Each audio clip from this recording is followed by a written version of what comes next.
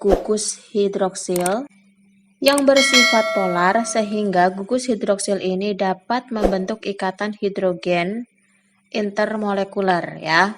Tadi kan sudah saya katakan bahwa ikatan hidrogen itu ikatan yang terjadi antara hidrogen dengan FON. Nah, di butanol ini kan ada OH-nya, jadi dia bisa semakin memperkuat kondisi rumah tangganya sehingga membutuhkan energi untuk untuk membuat dia mendidih. Intinya seperti itu. Berbeda halnya dengan butan. Di butan itu nggak ada yang namanya hidroksil kan, sehingga dia memiliki titik didih yang jauh lebih rendah, yaitu min 0,5 derajat Celcius. Senyawa biomolekul yang tidak bermuatan, tapi sifatnya itu polar seperti gula, itu dengan gampangnya bisa terlarut di dalam air. Karena apa? Karena memiliki kestabilan atau efek kestabilan dari ikatan hidrogen tersebut.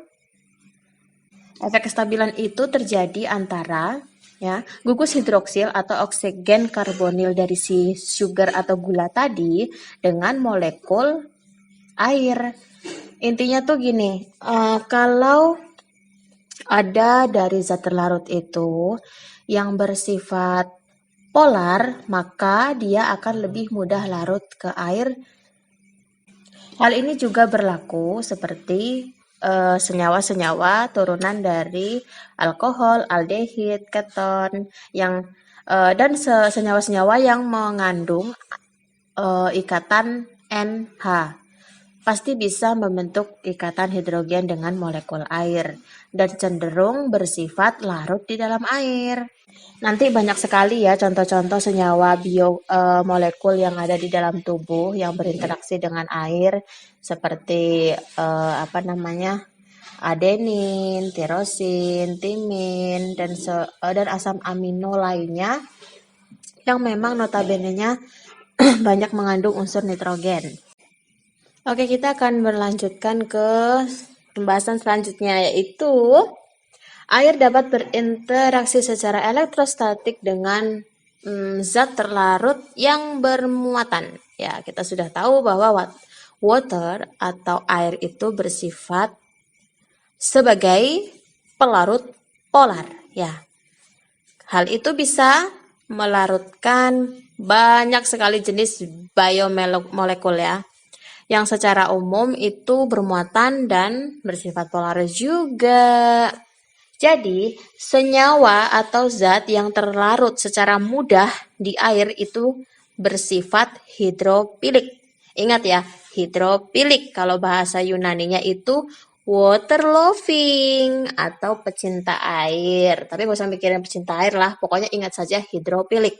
Kebalikannya, senyawa yang bersifat nonpolar seperti benzen, kemudian kloroform, hal itu kan sulit untuk larut di dalam air. Senyawa yang larut di dalam air, yang sulit larut di dalam air, maaf belepotan, disebut dengan hidrofobik. Ingat aja, fobia. Nah, sering kan ngomong fobia, kamu fobia ya. Itu artinya kamu tuh takut. Hidrofobik berarti takut air, kayak gitu ya. Cara mengingatnya dengan mudah. Kalau biomolekul yang biasanya bersifat hidrofobik itu kayak lipid gitulah, lipid, lemak dan sebagainya dan kawan-kawannya. Nanti kita akan kenalan dengan mereka.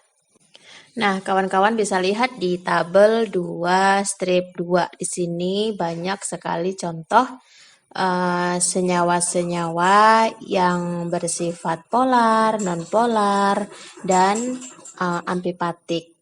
Hal ini terbentuk kondisinya tuh di pH normal ya, di pH 7. Karena nanti juga kinerja dari si senyawa-senyawa ini juga dipengaruhi oleh pH.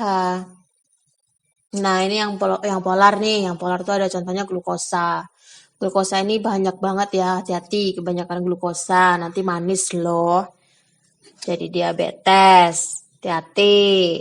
Ada glisin, aspartat, laktat, dan gliserol.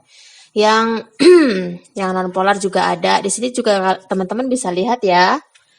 Eh gambar yang kuning yang di blok kuning itu dia gugus fungsi yang bersifat non polar dan yang biru itu yang polar.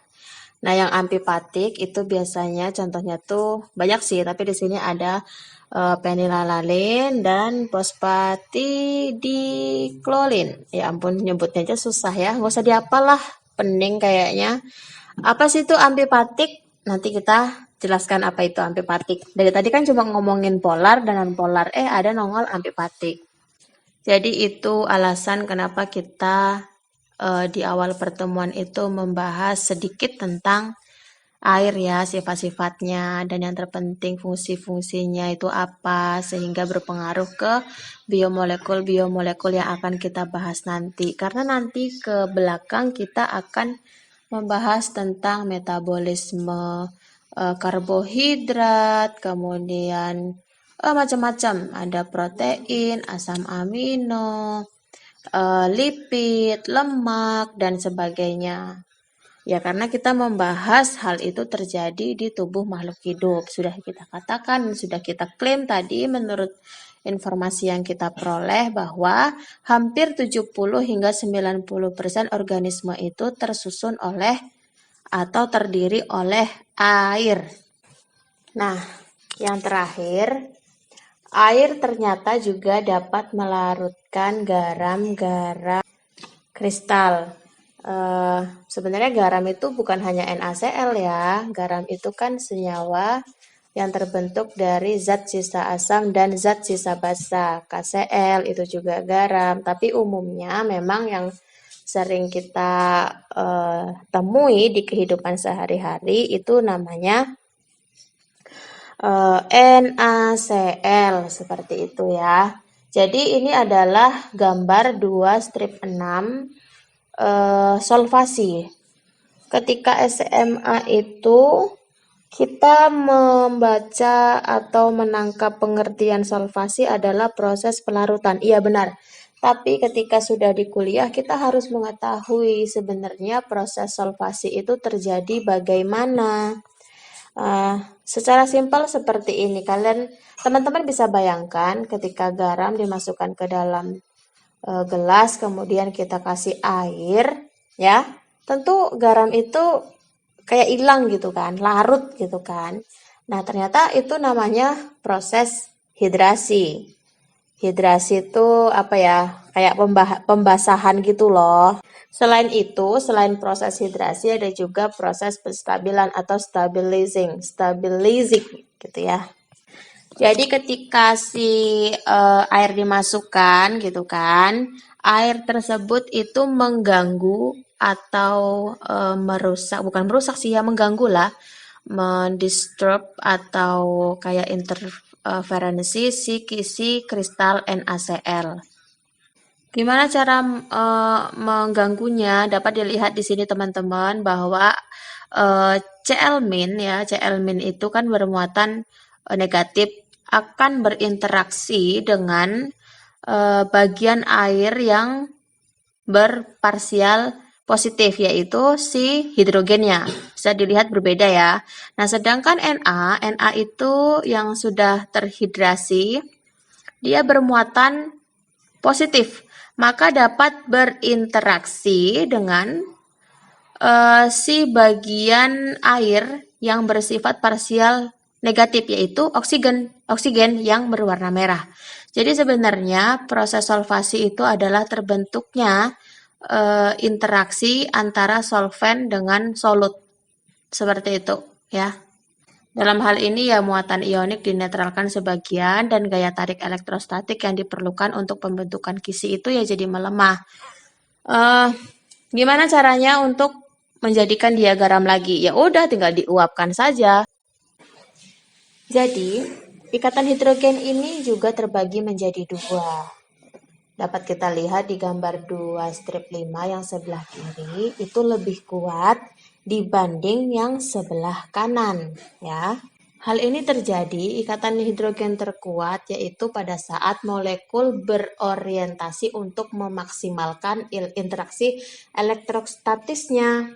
Dan hal ini itu terjadi ketika atom hidrogen dan dua atom yang lainnya itu lurus. Ya, kan kita bisa lihat yang sebelah kiri itu bentuknya lurus kan? Bentuknya lurus dan atom aseptornya itu sejalan dengan ikatan kovalen antara atom donor dan si hidrogen.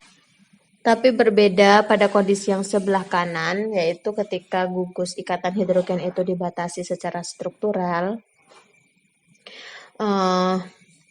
hal itu bisa menghasilkan ikatan hidrogen yang lebih lemah.